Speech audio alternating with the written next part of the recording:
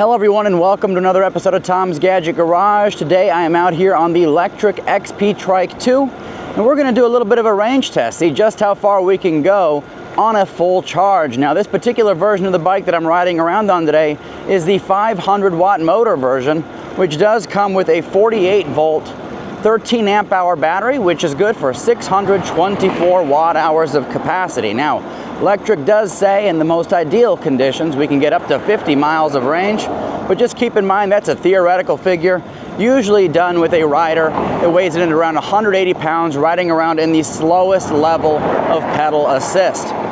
For today's ride, I will be using throttle only. That's going to be kind of one of the more extreme scenarios, and we're going to be cruising around in sport mode, which is the middle mode on this bike. It's got Eco, Tour, Sport, Sport Plus, and Turbo. So we're going to see how well we can do today in sport mode. Now, when the going does get tough and we have to go up any kind of inclines or anything, we might temporarily bump it up into a higher speed mode if needed. But for the most part, I'm going to try and keep us in sport mode for the entirety of this ride in throttle only. I do currently have this bike set up in standard mode, so if you haven't caught my first ride review video that I made on this, out of the box it comes in beginner mode, which does have restrictions on the speed. That way you can kind of get a hang of things before you start taking over the town. But I do have it in standard mode, which unlocks the top speed, which on this bike is 14 miles an hour. Something else to mention is with all the gear that I'm carrying today, you can probably see it up front. I've got a little saddle bag there that I normally have on the back of my bikes, but fits perfectly in the front rack. I've also got my backpack with a boatload of water and a bunch of tools as well in the rear. And so total, we're looking at about 210 pounds of load today. And so that'll give you kind of a reference of my weight. So that's my weight, including all this cargo that I'm carrying. I also have the tires inflated to 36 PSI, which is what Lectric used for their range tests on this particular trike. And so I figure we keep as much the same as possible. Now there is a small portion of today's ride that is taking us on these surface streets, as you can see. And when you are riding around on the streets, at least here in the US, I do recommend on the left-hand side installing a mirror. That way you can get a good idea of who's about to pass you or who's coming up behind you. That way you're not startled. And if somebody is coming close, at least you have a little bit of heads up to take some action. But the mirror that I'm using today is different than the one I typically use. I usually use my Michow mirrors, which I've used for the better part of 2 years at this point. This mirror here is a little bit different. It's got a little bit larger mirror surface, and it's also positioned a little more inward compared to the Michow mirror. So I figure I got a bunch of mirrors, might as well test them out. So I will include a link to all the mirrors that I use in the description below. Some people put them on both sides. I primarily keep them on the left side. Now this bike does come with turn signals, which is a really nice addition. Just keep in mind though that those turn signals are part of that brake light tail light combo, and they might be a little bit difficult during the day, especially in bright conditions, for people behind you to see them. And so they're pretty effective at night, probably their best use case. But if you are riding around during the day, I wouldn't rely on those. I would rely on hand signals letting people know you're turning left, you're turning right, because they are quite difficult to see in bright conditions. And here in Arizona, we have no shortage of sunlight. Something else to mention now that we're on this nice long straightaway, which is pretty much completely flat, is that the speedometer on this bike is very accurate. It's saying 14.2 miles an hour.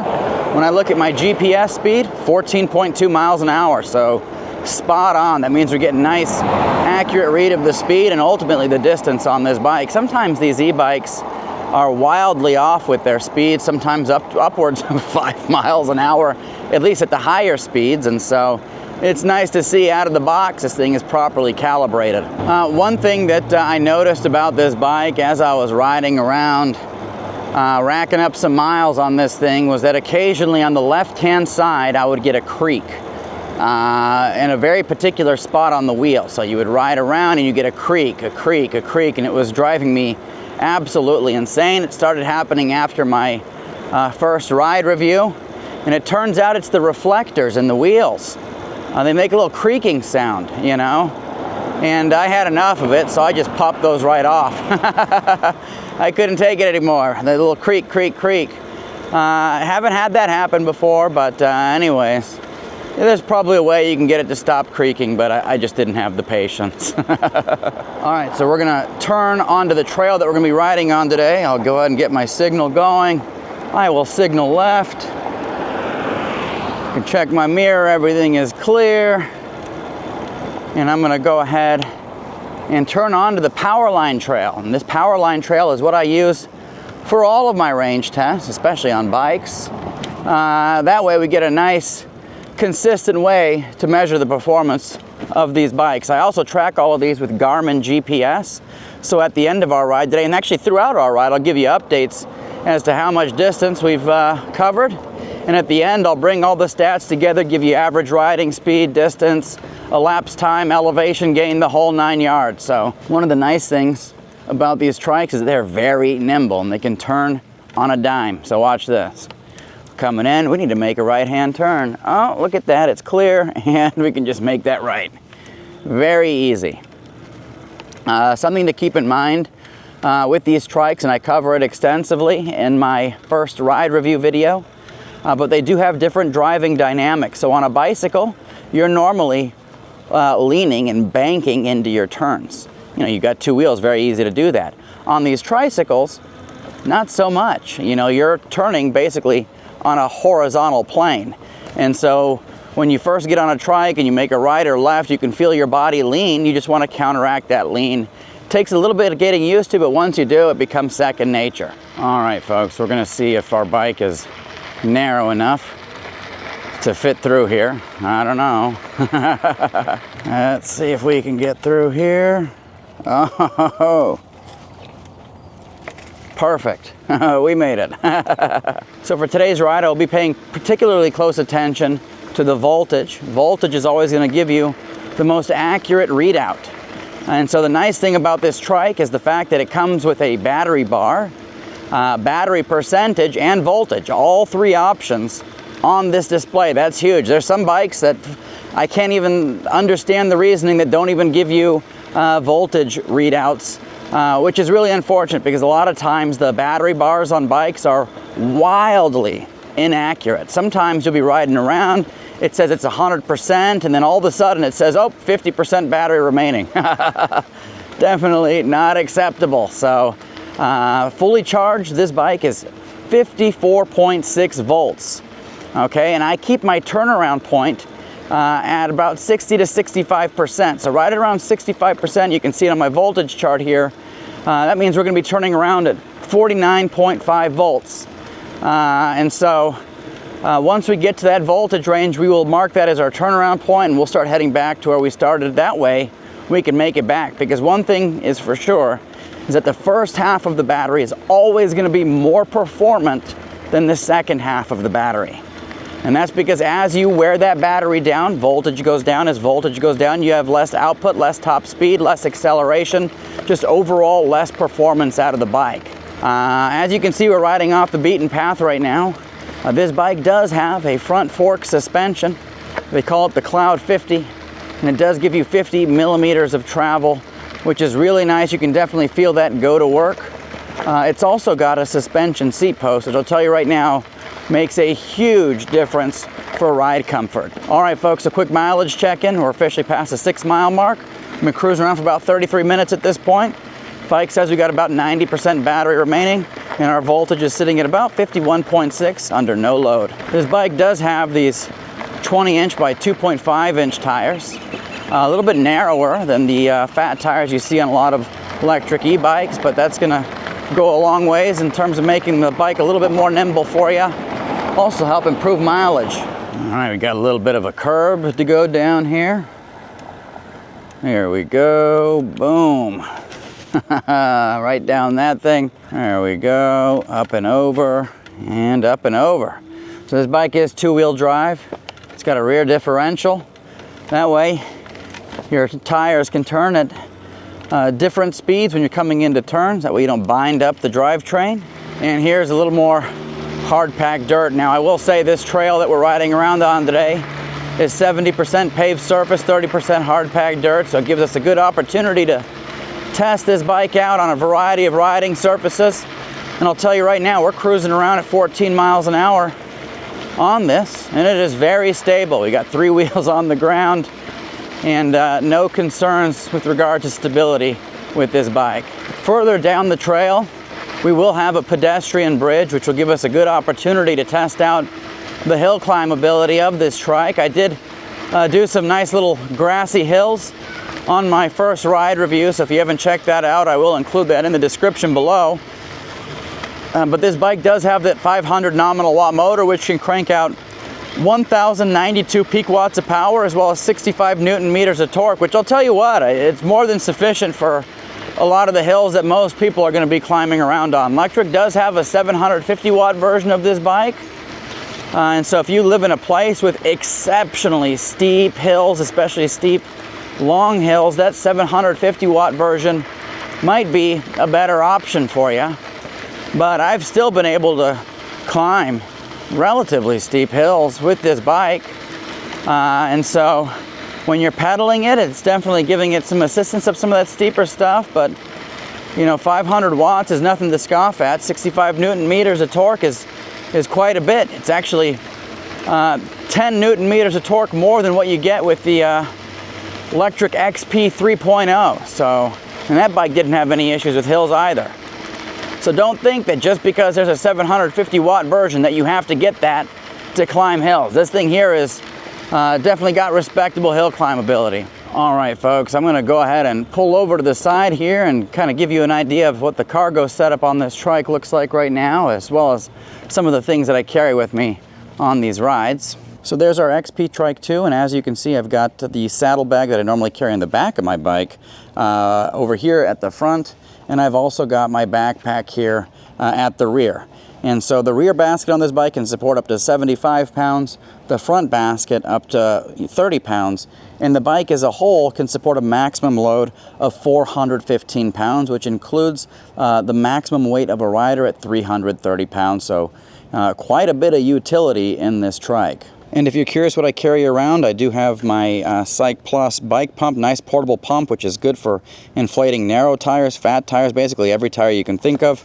I've got a bottle of slime here, and that way if I run into a flat I can take care of it. I've got a tire patch kit, I've got a multi-tool, I've got mounts, power banks, I've got crescent wrench in here, as well as a whole complement of Allen keys. So if I do run into an issue, I should be well positioned to take care of it. And of course here in my backpack I've got a bunch of water, as well as some other tools and camera mounts and all that fun stuff. And so that's the beauty of these trikes, is that they can carry a lot, and they're really designed around maximizing utility. So if you want to cruise around town, carry a bunch of cargo, whatever it might be, you can absolutely do it. All right, folks, so we are going to go ahead and resume our adventure here.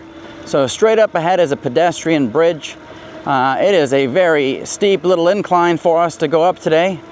Like I mentioned, I do have us in sport mode, but if we need it, we do have Sport Plus and Turbo that we can tap into, and of course we're doing this throttle only. Pedaling would definitely help us get up this thing. It is a single speed bike with a 36 tooth chainring, but I think we'll have more than enough power to get up here throttle only. So we're in sport mode, we're cruising around, and things are slowing down a bit, but watch what happens when I bump us into turbo mode. It kicks it into high gear. We're no longer slowing down. In fact, we are now accelerating, and so we're making it up here no problem at all. So 500 nominal watt motor, more than capable of climbing hills. You know, the difference is the 750 watts just gonna have to work less at doing it, so that's less strain on the bike. But for your light to moderate hills, this thing is more than capable. I'm gonna drop us back down into sport mode, and this will give us ample opportunity to test out the brakes. This trike does come equipped with these Star Union hydraulic brakes, which are really nice. They're going to give you significantly more stopping power with less effort than their cable brake counterparts. And it does have two 180 millimeter rotors, one up front and one in the rear. And overall, they provide a tremendous amount of stopping power. So more than sufficient for anything you might need on a day-to-day basis. And here's a quick little view of that stopping power. Boom. And that wasn't even me pulling those all the way in, so this thing can absolutely stop on a dime. In terms of seat comfort, I covered this in my first ride review, but The saddle on here is very comfortable. It's nice and wide, and it does have a backrest, which is great for these nice long rides. And so far, the seat in combination with the suspension seat post is very comfortable. That guy's like the wheelie master. Quick mileage check-in. We are officially at 11 miles. We've been riding around for about an hour and 2 minutes at this point. And the battery percentage is showing us 70%. Voltage, resting voltage is about 49.8. So we are getting close. Let me just kind of pull over to the side here for a moment. Let's go ahead and check out our battery chart. So according to the chart, 49.8 is about 65 to 70%, somewhere in between there. But you might notice it on the screen. I don't know if you can see it, but the voltage is kind of creeping up, which is normal. We're at 49.9 right now. These bikes with these lithium-ion batteries, you know, after you reduce the load or eliminate the load on them and kind of let them sit for a moment, that voltage will creep back up. And so just keep that in mind. But as I'm riding, I just take the load off, release the throttle, stop pedaling, get a read of the voltage, and that's what I use to kind of gauge where we're at. Now, before I forget, I do want to give you a quick demonstration of the cruise control on this trike. So right now we're cruising around throttle only. I'm going to go ahead and push and hold the minus button here. I'm going to keep on holding it. Boom. Little cruise control icon, just like in a car, shows up at the top of the screen, and we are cruising, folks. I'm not pedaling, I'm not holding the throttle, we're just riding. And so if you do, you know, have long stretches on your ride and you want to take a little bit of a break, you can go ahead and enable cruise control. Keep in mind though, you can only activate it with the throttle. You cannot activate it while you're in pedal assist. And to deactivate it, you can either pull on the throttle or hit the brakes, and that'll turn it right off. Looks like we're right around 49.4 volts, which would mark our turnaround point. However, I'm going to push it a little bit further because that turnaround point is usually between 60 and 65%. So I think we'll be good. Good news is if we do run out of juice on the way back, this bike is actually relatively easy to pedal and comfortable to pedal, at least between 8 and 10 miles an hour. So you're not going to be breaking any speed records, but it's definitely manageable, especially on flat ground. And this bike does have this 36-tooth chainring, which makes it easier to pedal with no power. Some bikes have, you know, 48-tooth chainring, 52-tooth chainring, or even higher. Those are going to be a little bit harder to get going. With this 36-tooth chainring, it's really suited to getting you going, especially at lower speeds. So quick mileage check in here. We officially crossed the 13-mile mark. We've been riding for about an hour and 14 minutes at this point, and voltage is at 49.1. So I'm going to go ahead and mark this as our turnaround point. Give you a quick demonstration of the turning radius on this bike, and as you can see, this thing absolutely turns on a dime. So it does look like we got a little bit of a headwind all of a sudden coming in this direction. Also got the sun directly in my face, but we still got a little bit of clouds left lingering before they fizzle out for the day. Part of the reason why I do these range tests is not just to show you how far I go. You know, I can always put together my end-to-end review and just, you know, kind of mention it in passing. Oh, I got, you know, X number of miles. Now, I want to show you how this bike performs as we wear the battery down. Because like I said, the first half of the battery is always going to be more performant. And so I will call out when I start seeing kind of the power reduce, or where it takes, you know, a bit longer for us to accelerate up to speed. Like right now, for example, we are picking up speed, but it is a little bit slower than it was when we started this ride with a full charge. And that is completely normal on these tricycles. On really any electric device, whether it be a scooter, an e-bike, an e-trike, as you wear that battery down, you're going to get less voltage and ultimately less output. So as we get closer and closer to zero, you'll notice that you're going to have to put in just a little extra effort as that battery wears down. Now, if you are going to be going out on long rides like this and you wear your battery all the way down to the point where it's empty, after the ride, give the battery a couple hours to rest, let it rebalance its chemistry, but be sure to get that thing back on a charge very shortly after that. You do not want to leave lithium-ion battery in a depleted state for very long because you can damage the battery and reduce the longevity of it. So just keep that in mind. All right, we're going to go ahead and transition onto the gravel on our trike here. That was a little aggressive, but as you can see, handled it beautifully. All right, so I've gone ahead and transitioned to riding around in a neighborhood. We're still doing really good on battery. We've gone just over 23 miles at this point. Been riding around for 2 hours, 12 minutes, and says we've got 40% battery remaining. Acceleration is a little bit slower here at 40%, so I've got throttle all the way in sport mode. We are slowly picking up speed. We can always bump it into turbo to get up to speed a lot quicker, but this is a sport mode's range test today. But you can definitely feel things are a little bit slower than they were when we had a full charge. All right, folks, so we are back on the surface streets with this XP Trike 2. Once again, mirror like this definitely comes in handy. Allows you to keep an eye out on who's about to pass you, who's coming up behind you. Even though we're basically below 40% battery remaining, we're still able to maintain the top speed of 14.1 miles an hour. So it's looking like we're doing better than expected with mileage. So I'm gonna go ahead and take us on a little bit of a detour here. We're gonna take a look at the Gilbert silos. Hey, there's the silos, beautiful silos. Hopefully you can see that. They kept some of the old farm stuff around, which is really nice to see. I've actually never been out this way on a range test, which comes to show that you can do all kinds of adventuring on these E-Trikes and E-Bikes and scooters and all that fun stuff. You know, ever since I bought this, my first electric bike which was the Lectric XP 3.0, I've explored a ton of places in my local community that I didn't even know existed. Absolutely crazy. And as you can see, it's a very nimble trike. Very easy to move this around, especially in tight places. Let's see if we're gonna make our light at 14 miles an hour. I don't know, are we gonna make it? Definitely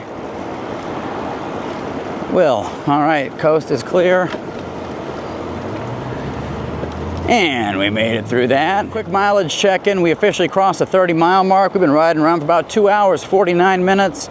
You got somewhere between 20 and 30% battery remaining. Resting voltage looks like sitting at 44.3 volts, so we're still going. Pretty impressive for a 48 volt, 13 amp hour battery. So far, we've been able to maintain the air in all 3 of our tires. No flats today, folks. That's always a good day. All right.